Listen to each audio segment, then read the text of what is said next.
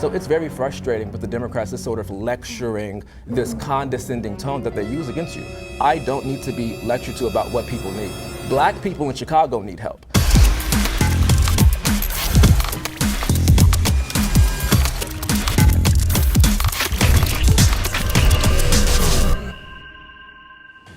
Hello guys, welcome back to my channel. I finally made Jubilee. I know it's crazy, I've been watching them for years, but I finally was featured on an episode, so we're gonna get into it. We have a lot to cover today, so stay tuned.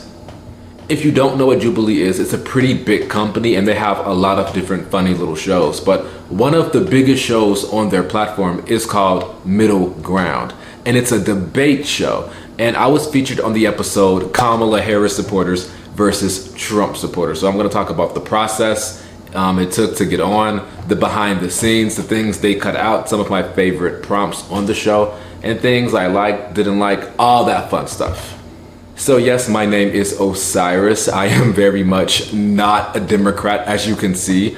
I am a Trump supporter here in Chicago, and to be on Jubilee, you have to subscribe to their newsletter. So like I said earlier, I've been watching them for a very long time, and I actually didn't really apply to be on any episodes because it would be kind of silly topics I really wasn't interested in. No offense, Jubilee, but some of the topics I'm like, okay, this isn't really for me. So I was waiting for the big political topics to really apply to, and the application came, the process opened up, you know, Harris versus Trump, and I said, you know what, let me take a stab at this. So there were a lot of different things they asked for. They asked for like your religious beliefs, obviously your political beliefs. They wanted you to upload 3 pictures. I uploaded 10 pictures. They wanted you to talk about why you think you would be a good fit for this episode and have it be like 250 words. I had like paragraphs and paragraphs I submitted. There was an option to upload a video of yourself talking about politics and your passions and things you want to see happen in the country. I uploaded the video. It wasn't even required. So I went above and beyond in the application process, I guess is what I'm trying to say. And I think that that's something you really have to keep in mind. They're looking for people who are different. There are a lot of people who are black and support Trump. There are a lot of people who are young and, you know, they are right-leaning or Republican. But how do you stand out? And that was kind of my main goal, was being different from the crowd when it came to the application process. Okay, so after the application process, you were selected to be on a phone interview, and the list of people would get smaller and smaller.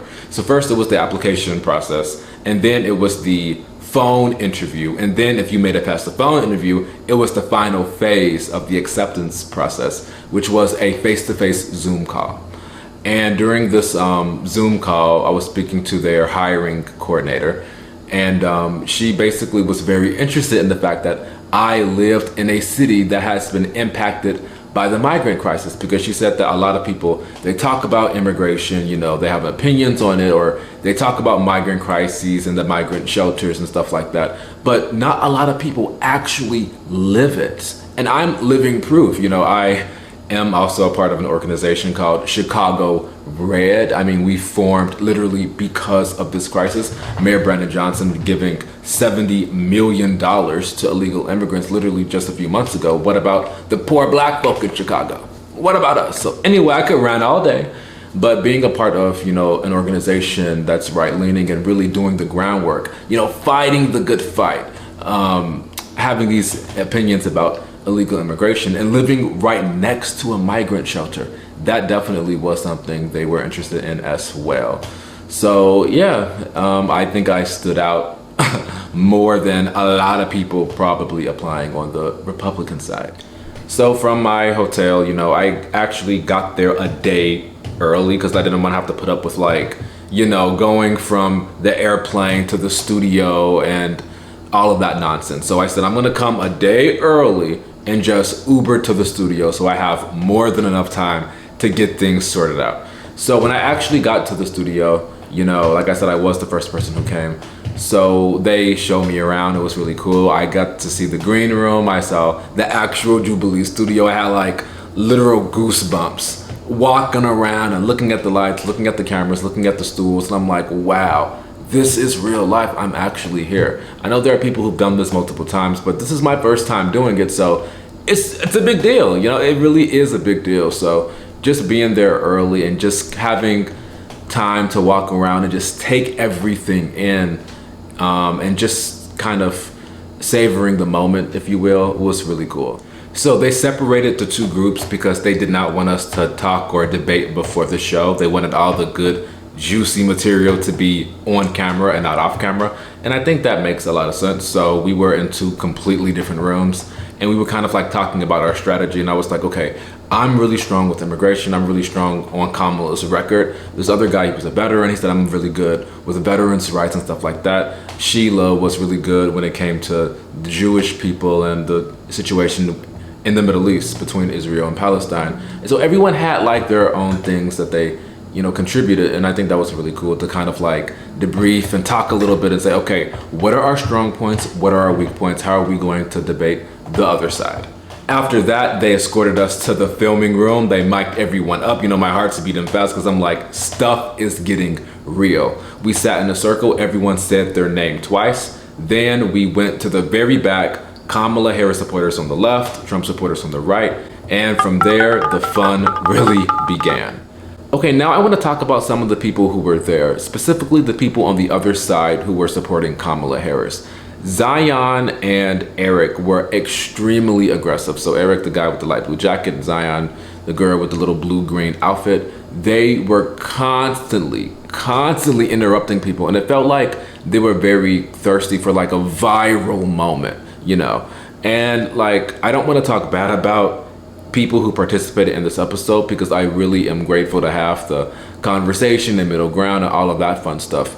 But I gotta be honest, like the first prompt, like they were interrupting people. Like the second the camera started rolling, they were really jumping on people and making these crazy statements. So the moment where the moderator kind of stood up and was like, we can't have moments where you're yelling. And then Zion's like, I'm not yelling. That happened multiple times. They only included one scene where the moderator had to jump in and tell them, you cannot talk over people. So yeah, that was a little annoying. And I'm pretty sure that watching throughout the video, the things that you can see, it's very apparent which side is a little emotional and which side is keeping their composure. I mean, I don't want to go there, but come on, let's just be real. We were the calm and relaxed folks, and they were a little bit unhinged. So yes, whenever people started talking over each other, they would shut everything down and say, look guys, when you guys are talking at the same time, we cannot include this because the audio gets so messed up. So that happened a lot of time because of the individuals who kept interrupting. So that was something that was really interesting. I really thought it would be kind of like a free-for-all and we can just yell at each other and, you know, people can just go crazy. But it was really nice to have a moderator there. And must I say, John did an amazing job moderating. Like, he had to deal with these, all of us really, but really the Kamala people, they were a little bit much at times. So he did a fantastic job really keeping everything in order. So I'm happy that we had a moderator. So it's also really important to note that the prompts were not in order, not at all. I was under the impression that the first prompt that we recorded would be the first thing that they showed. So we would go like in chronological order, beginning with the first and ending with the last, and everything would be exactly as it was recorded. That was not the case. The first prompt that they actually showed was like, no matter what my candidate does, I will support them. That was actually like the 5th or 6th prompt we recorded. And the real first prompt was, did you think Kamala Harris won the debate? That was the very first thing we started with. Did Kamala win the debate? And obviously you guys saw my reaction to that. I stepped forward, even though my teammates stood back. So yeah, it was really interesting to kind of see, watching you like, no, that didn't happen first. No, that happened second. No, they left this out. No, they included this for some reason. So it's really weird seeing the final product when you've been behind the scenes and you've seen everything unfold in real life. But I must say my 2 favorite prompts were, did you agree with Donald Trump's quote, the immigration one? And that's when everyone really got a chance to shine, especially me. I talked about, you know, being from Chicago, the migrant crisis, and this is what made me a Republican, and I really got a chance to go in because immigration is the thing that converted me from a Biden supporter to a Trump supporter. So that was really fun. And also that's the part where Eric was crying like a little baby. Oh, the term third world is offensive to me, bro. Then of course Zion was like, how does immigration impact you? And I'm like, did you not listen to the story I just told? That was insane. But yeah, it was really fun. Immigration is my #1 issue. So I was waiting for the immigration question. So when they ran Trump's quote and asked if we agreed to it, I literally ran to sit down. So that was my most favorite prompt that we did. The one I liked also after that one, the second one, is there are policies on the other side that I agree with. And I like this prompt because a lot of people actually sat down, and it kind of shows that we can find middle ground. That's the point of the show. It's called Middle Ground.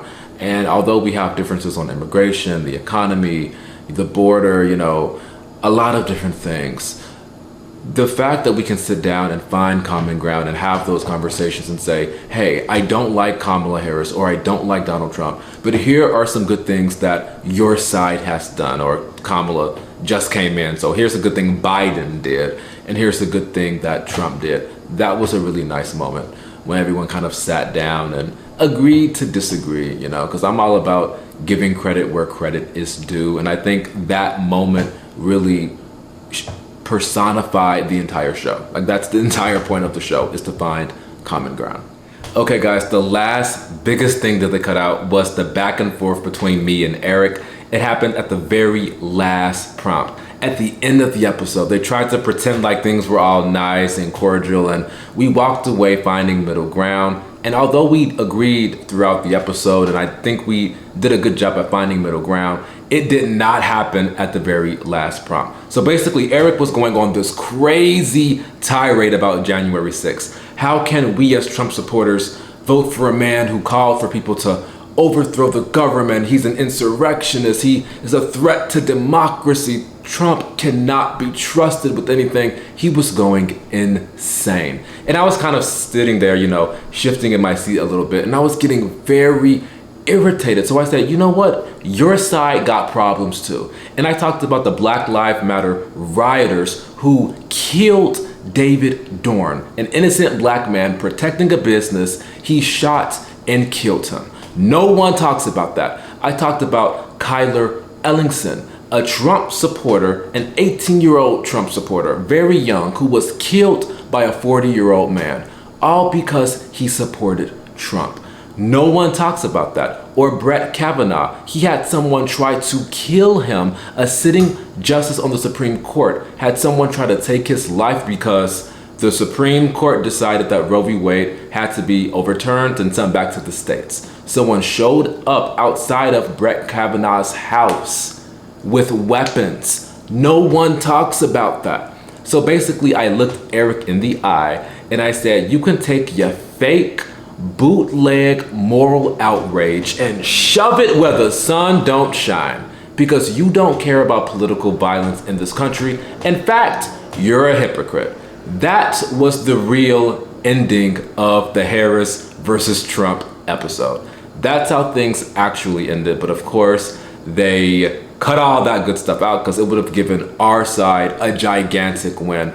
And guys, please listen very closely to the very end of the show. After we shake hands and, you know, people stand up and greet each other and stuff, Eric actually says, I'm gonna take my platitudes and shove it where the sun don't shine. He said it as a joke. I'm actually gonna play that moment right now. Oh, Lord. I'm gonna go take my platitudes and stick them where the sun don't shine. Yeah, and the reason why he said that is because, like I said, we went at it at the very end and I completely obliterated him. He got emotional and tried to make a joke, but I'm like, the show is over. It's too late for all that. So it's just really funny to actually, like I said, be there, see things unfold in real life, sit back and watch the final product of the episode. Like, I was there, I saw everything, how it actually happened, the order in which it happens in. But when you see the final products, you guys will never know about the things that were cut out. So hopefully I did a good job at kind of explaining about that part. Now I gotta give a really big shout out to Mason. You know, he was one of the coolest guys on the Kamala Harris side. He was constantly trying to understand where I was coming from. And as you guys saw, like, we agreed on a lot of stuff. And I genuinely believe that he was actually there to find common ground. He was the calmest, the coolest person there. And yeah, it was really nice having someone like that be on the other side, unlike some of the other folks. But yeah, Mason was really cool. And you know, as you can see throughout the episode, we were kind of agreeing on a lot of stuff. And when people think about politics, they don't really think of Kamala and Trump supporters agreeing on anything. But with me and Mason, that was definitely not the case. So yeah. Like, there was a part where Eric was screaming and, you know, cutting me off. And it was when we were talking about the Robert E. Lee statue, the very fine people on both sides comment.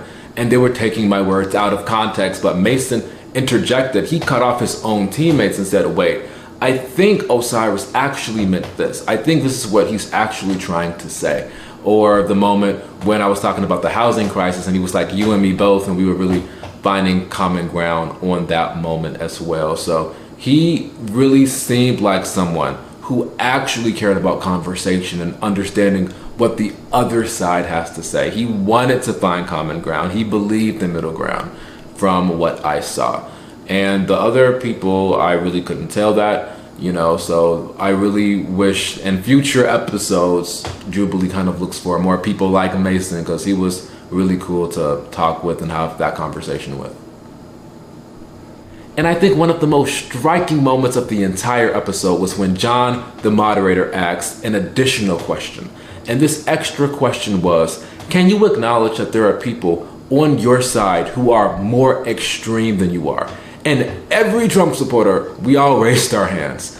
Only one Kamala supporter raised their hand when the question was asked the second time, because they were pretending like they didn't know what he was talking about. So if you imagine the political spectrum, there is the left, well, my left, your right, but there is the left, there is the right, and then there is the center.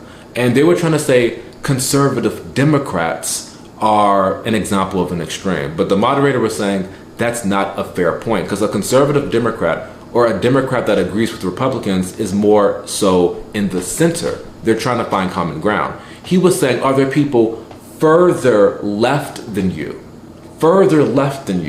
that you are not proud of, people who are further left than you that are more extreme? And they basically struggle to acknowledge that. So I think that really kind of exemplified the difference between them and us. We can acknowledge there are crazy people and whack jobs on our side.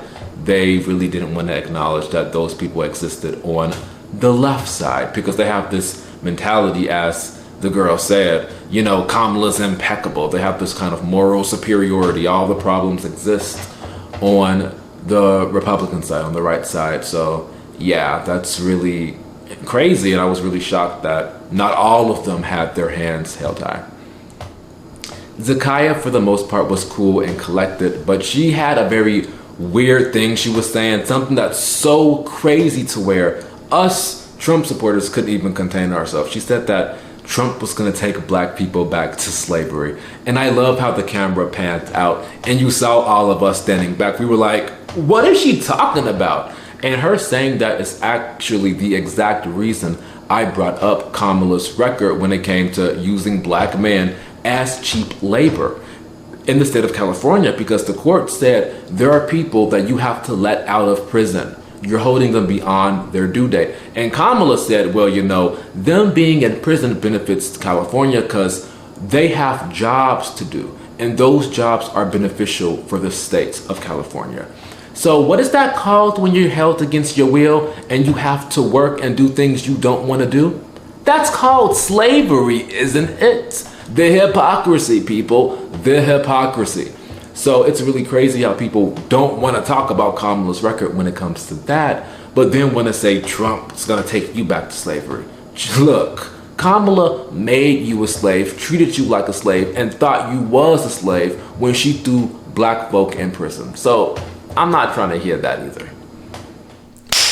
Alright guys, that is it for this video. It was very fun to go to California and to shoot with Jubilee. It was my first time in California, my first time being on Jubilee. I absolutely would do it again. I wouldn't mind traveling all the way there again. I just gotta save up before I'm able to do that. But it was so much fun to actually have a platform and to debate with people on the other side and try to find common ground, because doing things like this, when you have a small YouTube channel, you feel like a very tiny person, which is why I need y'all to subscribe so my platform can get a lot bigger.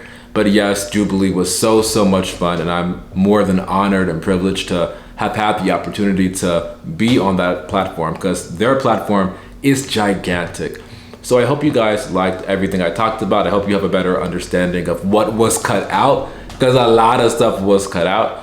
But that's it for now. Like, comment, and subscribe. And as always, I'll see you next time.